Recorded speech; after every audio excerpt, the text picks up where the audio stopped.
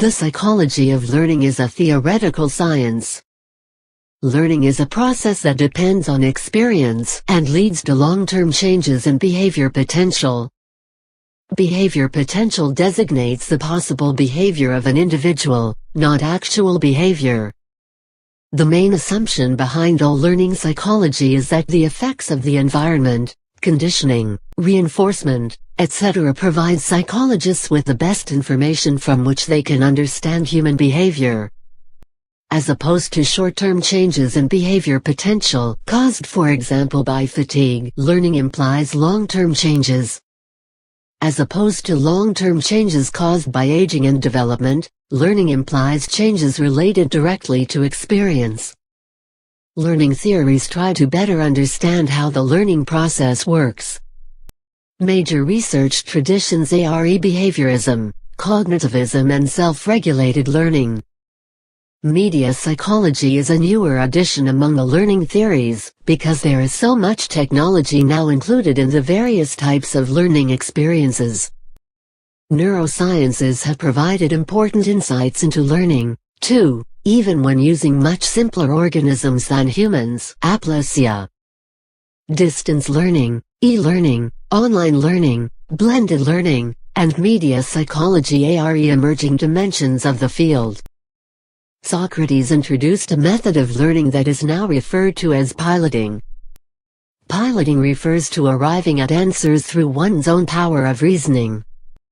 This was used when Socrates was teaching geometry to a young slave boy who knew math, but nothing of geometry.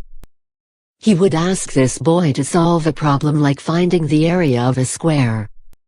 When the boy would get the answer incorrect, he would repeatedly question his reasoning by contradicting his logic. The notion that knowledge comes from within was inspired by Socrates and his experiments.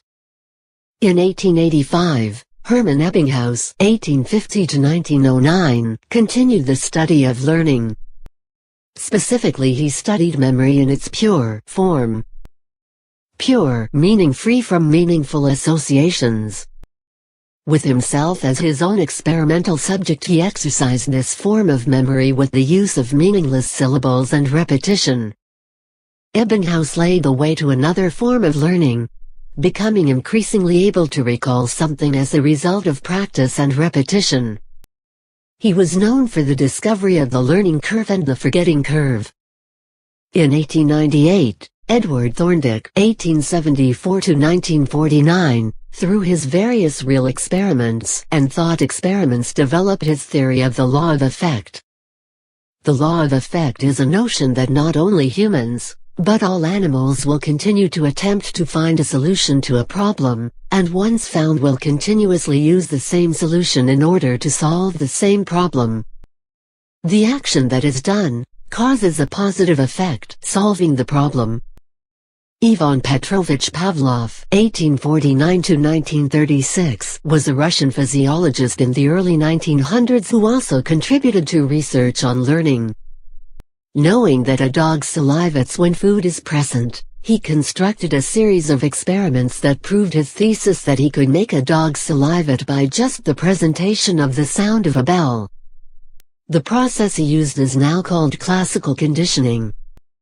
John Brodus Watson (1878–1958) also used this method of learning to cause a young child, not previously afraid of furry animals, to become frightened of them.